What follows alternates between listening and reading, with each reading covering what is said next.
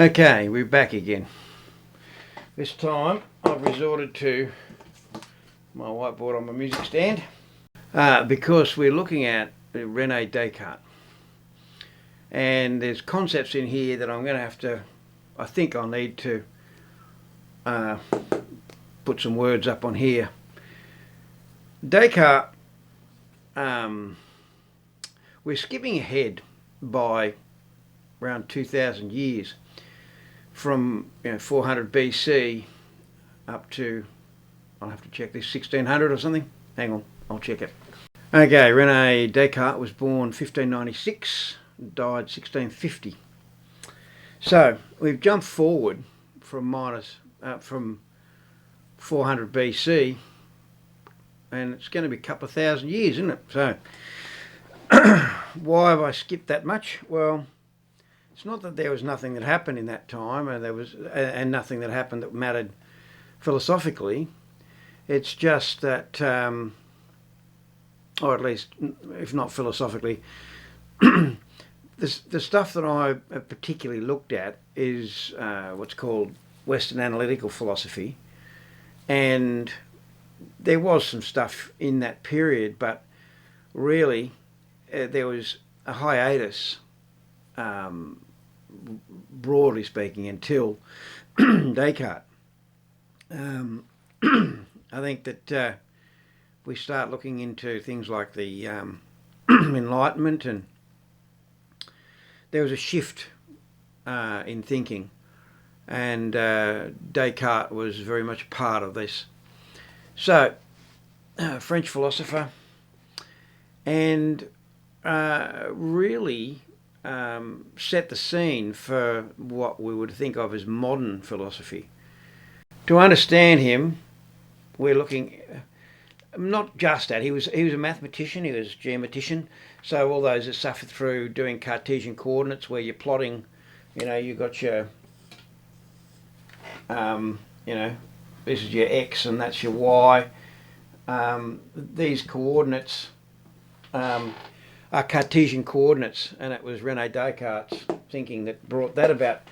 They're named after him. Oh.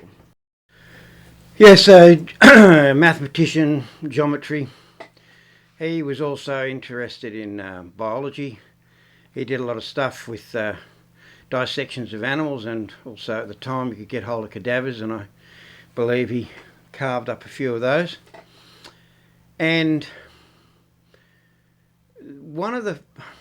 it's very hard to get a simple way into Descartes because he dealt with so much, but one of the things that he talked about was whether we are, or there is, more than one kind of substance. So there's materialism and monism, which is there's only one kind of stuff and everything's physical. Everything is material, and there's another form of that called idealism. But in that case, everything could be mental or spiritual. There is no physical. We'll look into that a little bit when we get to George Berkeley. But we won't go there right now. But one of the things that they talk about with Descartes is he says that there's a ghost in a machine. So up until this point, because he's credited with being sort of the founder or the starting point for modern medicine. I mean, this guy did a lot. He observed that there seemed to be mechanical things about us, or humans and animals, that could be understood just in terms of material things. So he got hold of a hand and then pull on the tendon and the finger goes up and down. He says, all right, so there's a rod in here and it gets pulled, and that's what operates the finger. He had an erroneous but interesting view that the brain was basically a radiator, and that the air in your lungs was hot. It got compressed and it had to get cooled. And the brain was where it got cooled. But that is not the important thing, that he got it wrong, as I've said before. It's that he asked a question and posed an idea. And the significance of that on others is enormous. So he was what we call a dualist. So dualism, as opposed to monism, dualism is not exactly the right term, you would think, because monism is that there's only one kind of stuff that everything's made out of. And that, like I said, could be physical, or it could be mental, or it could be, spiritual, or something like that. Whereas dualism is there is more than one kind of stuff. It's not just two; it's two and three. And if there's mind, body, spirit, three, that's still called dualism. But he said that there was a machine, and that's our body, and then there's a ghost that inhabits that machine, and that ghost is the mind. And just making that distinction and saying that there is this physical and that there is this machine opens up the opportunity for people after him, and for him as well, to examine the body from a point of view of a machine, and that machine potentially could be fixed. So medicine comes from this. But that is very significant, and you could look a lot into his thinking around that. And there's a problem of mental causation. If you have a mental substance that has no mass and it doesn't occupy space, is not physical in any way, how does it interact with a physical body and cause things to happen? And he postulated that the pineal gland in the brain was where that interaction occurs. But again, it doesn't matter if it's correct or not. It's the fact that he was asking these questions, and he was looking into these things and opening up in forms of inquiry that just in previous ways of thinking were not possible. Now again, as I said, there's times when these things happen, and there must have been something in the culture and in the place that allowed him to do that. But the fact is that Descartes is the person that we read who begins this discussion. But that wasn't where I came, or I connected with Descartes. My interest has been in, was primarily in epistemology. How can we know something? So epistemology is asking questions about, when you say you know something, what does that mean? Is it justified? Can we know anything? If so, how? And there's been this split. And so we have, and my handwriting, that's rationalism, not nationalism. And then we have empiricism.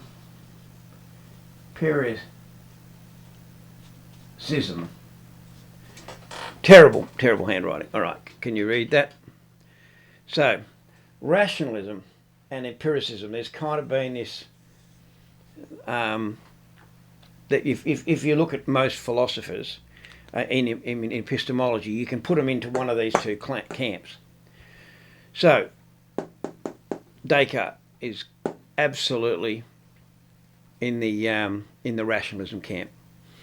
So, important terms: a priori and a posteriori.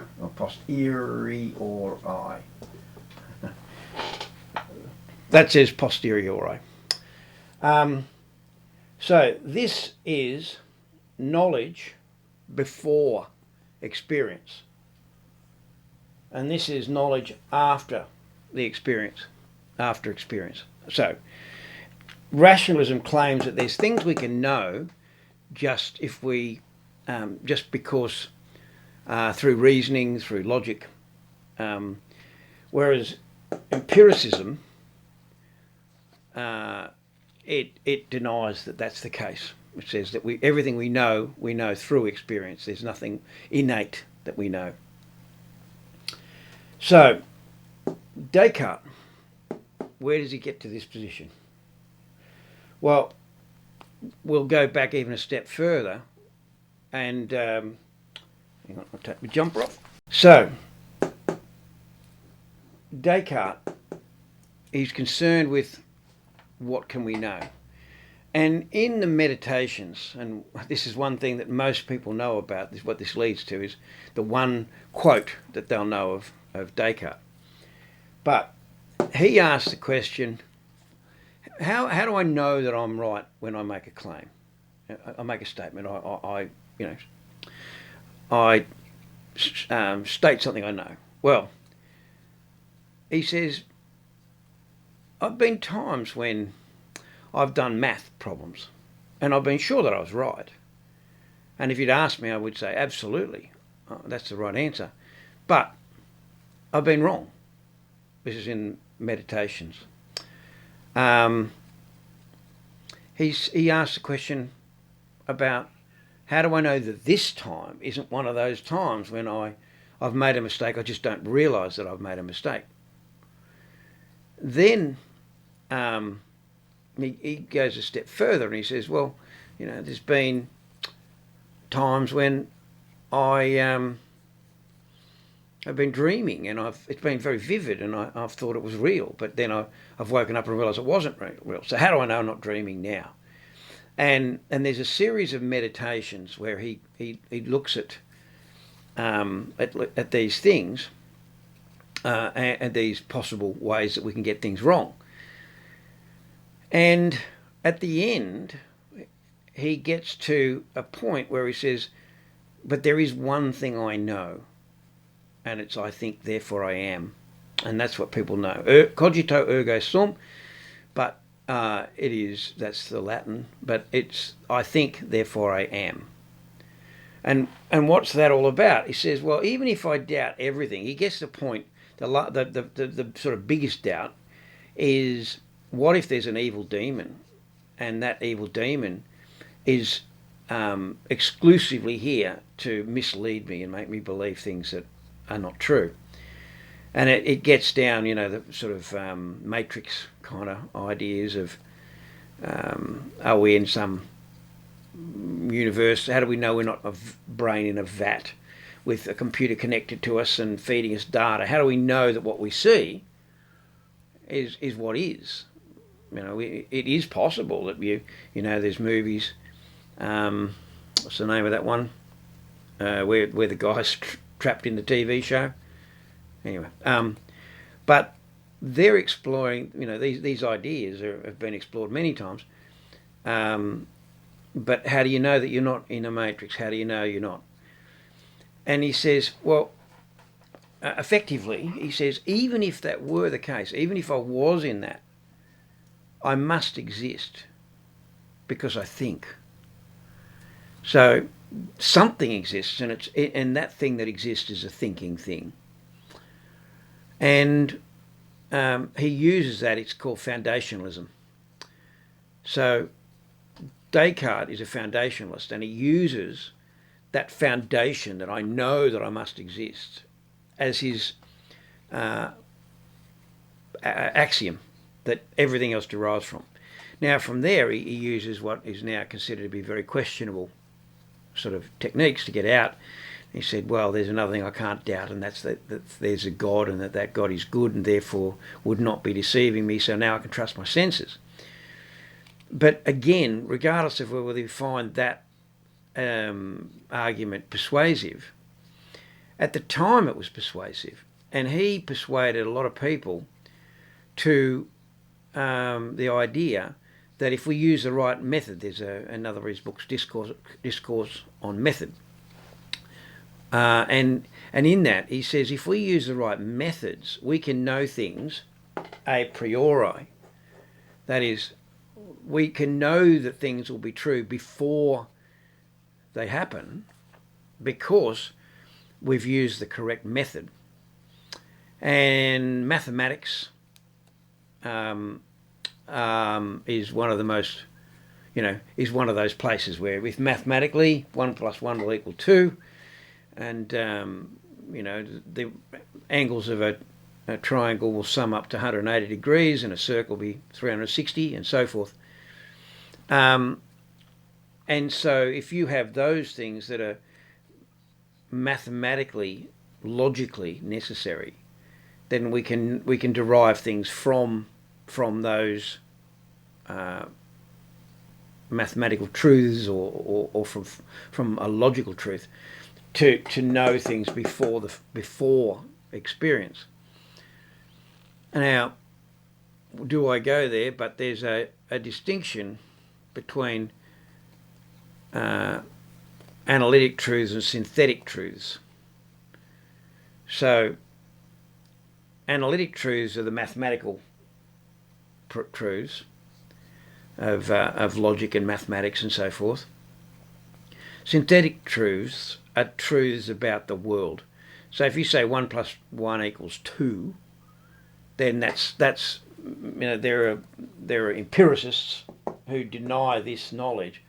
There are empiricists who are willing to say that, yeah, we'll grant you mathematically, if there's nothing to do with the world, we'll grant you that logically that's the case. So they'll accept a priori with analytic truths, that is, truths about mathematics. But there is a difference between that and saying 1 apple + 1 apple = 2 apples, because things can happen in the world that don't actually come out the way we expect. So they deny the a priori knowledge about the world. They'll only admit it about mathematical and logical truths. Now, this is there's so much in this. There is so much in this, and some of it becomes quite counterintuitive quite quickly. But this stuff, when I hit this and I began to read this, it was profound to me. And I suppose what I'm trying to do here is say, okay, we've got something rather abstract. We've got rationalism, we've got empiricism, we've got a priori, a posteriori. So what? Well, if you're a person who is absolutely concerned about your eternal fate, as I was, and you believe that understanding how we can know something and how we can find truth, and you believe that your eternal destiny may depend on that, you're gonna. Well, I was, and even just finding people that talked about this stuff, it was like I found my people when I started reading this stuff, because people I was talking to didn't tend to think about these sorts of problems, and so I felt lonely or isolated or something. And I had a lot of people sort of saying, well, don't just get on with it. What are you worried about? There's no problem here. You just move on. And I started reading and just having these distinctions between, when I started thinking about it, that makes sense. We have these logical truths, these mathematical truths. I can go with that. But we also have these things in the world, and they're a different thing. And as I was reading this stuff, at the time I was reading this stuff, I was working in a machine shop on a big CNC lathe, and I was programming CNC machines as well. So I was working on this large CNC machine, and I was reading this stuff, and my mind's frying, about this. All these ways of doubting and so forth, and I went, I was reading him, and in the philosophical text that I was reading, the introductions and so forth, we jumped straight from there into here, and empiricism and David Hume, who I'll do next, and him pushing back against this, and really throwing deep questions on it, and I found myself in a weird position, because I'd be sitting, the big CNC machines, like they're computer driven, and I had to be there because there's a large job in the machine, and it's got to, you know, if something goes wrong, you need someone there, and I was listening for the machine and so forth. But sometimes there'd be half an hour, 40 minutes for an operation on the machine where it was roughing out this large amount of material, or alternately, I was doing repetitive work, making these knives for these large shredders that we made. And so every 3 or 4 minutes, you had to get up and turn a job around and then flip it around and then put the next one in. And it was just this process. So I could read a couple of paragraphs or a page, and then I'd stand up and I'd be thinking about what I was doing while putting in the next knife, and then I'd sit back down again and read another little bit. That was a great way to get through some really difficult writing, like Immanuel Kant. Oh my gosh. But having to stand up every 2 or 3 minutes when you were making 200 of these knives meant you woke up every couple of minutes, and you go, and you go, I still don't understand. I'll go and read that again. But that was what I was doing, and where the conflict for me was, I'd sit down and I'm lost in this reading this material, and I'm going, oh my gosh, this is incredible. I can't know anything, and there's nothing, you know. But then I'd hear something and I go, oh, hang on, that doesn't sound right. And I'd put the book down and I'd walk over the machine. And then I wasn't wondering if there was a shift in the heaviside layer, or I wasn't speculating on alternate truths or anything like that. I'd switched directly, bang, into an empirical mindset where, was it empirical mindset? It was a very physical mindset, and it was my maybe materialist or monist at that point. I wasn't speculating when I had a taper on a shaft on a bearing size. I wasn't speculating that maybe there was a spirit distorting it or an evil demon. I was going, am I clamping this correctly? Is there some sort of pressure on the material that's causing it to deflect or flex? Is the tip doing the cutting? Does it have a chip in it? Is there a hard spot in the material? Or I was speculating on all these things, and evil demons did not enter into my calculations. And is there a temperature? Sometimes you'd come in the morning and something that was cutting exactly right was now cutting the wrong size. And you hadn't altered anything, but overnight the machine had cooled down, and so there was expansion and contraction in the material, and the oil on the bed that was doing the cutting would drain away. And if you're chasing 0.02 or 0.01 of a millimetre, the expansion and contraction of the machine, particularly on cooler nights, by the end of the day the machine had all warmed up and everything was, there was hot shavings landing on it all day. And then you go home and you come back the next morning and everything had cooled down by 5 degrees or 10 degrees. And the machine would shrink. And so the offsets in it for your tool that you programmed in weren't working anymore. And I found it quite confusing at the time because I hadn't encountered other thinkers like Wittgenstein and so forth, but who again I'll get to.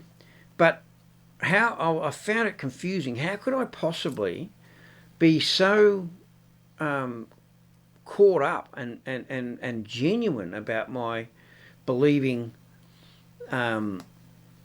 what I was reading as was profound and amazing, and then almost turn off a switch and go and do something that almost denied what I was reading about. Because, well, actually, this is what, how you act shows what you really believe. So did I really believe all this stuff I was reading about, skepticism and not being able to know things, when I'd just turn around and snap, literally within seconds, I'd walk from reading this book in that domain, I'd just step straight into the domain of how can I make sure that this part is the size it needs to be and what's going on with this machine. I found it a wrench, and I found the wrench fascinating and when I first started reading this stuff, I didn't really understand what the wrench was. I knew it was there, but I had no explanation for it. So that really fascinated me and led me on to being very interested to read other people, and ultimately I have got to a point where I have an explanation for that wrench that I am convinced by. Doesn't mean I know it to be true, but I find it satisfying. But that's absolutely not doing Rene Descartes any justice at all. But for the purposes of these talks or these videos and what I'm trying to talk to and what I'm trying to do, that will be enough this time around at least. But the important thing is rationalism. That is, we can know things before they happen, even in the world, and empiricism, where we only know learn through experience, and that this a priori knowledge, if it's accepted at all with the empiricist philosophers, it was only in terms of logical truths, and there was no a posteriori. Trust me, that more or less says a posteriori. But there was no knowledge that you can have until after the fact, if there was knowledge to be had at all. A lot of skepticism, philosophical skepticism, would deny that even that was the case. But I think that this is the debate between a lot of modern philosophy in epistemology, is you see this rocking between rationalists and empiricists, and we'll see that unfold if you if you hang around. I've got a bit of a lineage that I followed, and it's just my journey, but it was I find that well, I explored it in this order, and it is in terms of who, David Hume was responding to Rene Descartes, and then you go over here, and I believe that Immanuel Kant was responding to David Hume, and then so we have this series of people reflecting on prior thinkers. But this is a theme that we just see over and over, and so epistemology is where I have an interest in Descartes. There's philosophy of mind, which I have found interesting, and I'm just looking at my philosophy of mind textbook that I do find that stuff very interesting about what is a mind and so forth, and I've got other books up there about this, but that is not where at the time that I encountered Descartes, that wasn't the primary concern that I had. That would have been in my mind at the time. I would have found it interesting, but the thing that really grabbed me was this stuff about how do I know truth, and he claimed that you find a foundation. That foundation he got to by doubting with more and more severe doubt, starting off with just, well, how do I know I'm not wrong this time, to an evil demon who's just trying to simply deceive you. But after that level of doubt, you can know that you exist because you think, and there's his foundation, and then he builds back from that. And so for the purposes of this, I'll move on. I'll draw a line under this one now, but we'll be making callbacks to this stuff because this is where it really starts getting full on. And I'm not saying that if you're looking at the ancient Greeks, there isn't a world of things to look at, and there are. But this, I guess, a lot of this stuff even has its roots from the Greek, and we jump forward to this time when this way of looking at the world and examining it starts up again, and but what they were doing back at 400 BC, there was so much more thinking had happened between the ancient Greeks with Socrates, Plato, Aristotle, that by the time you get to this point in time when Descartes turns up around 1600, it's a different game, and it's become more specialised, and there's more advanced mathematics and so forth. So the problems they're looking at and wrestling with are more complex. So I hope that clarified something in some way, but in a way, it's not.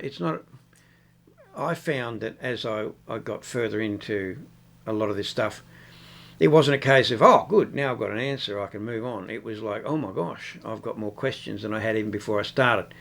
So in a sense, if you find yourself at the end of this, in these videos, feeling like you possibly know less than you did at the beginning, in a sense, that's, I think, the correct place to be, because, again, going back right at the beginning with Socrates, wisest are they that know they don't know.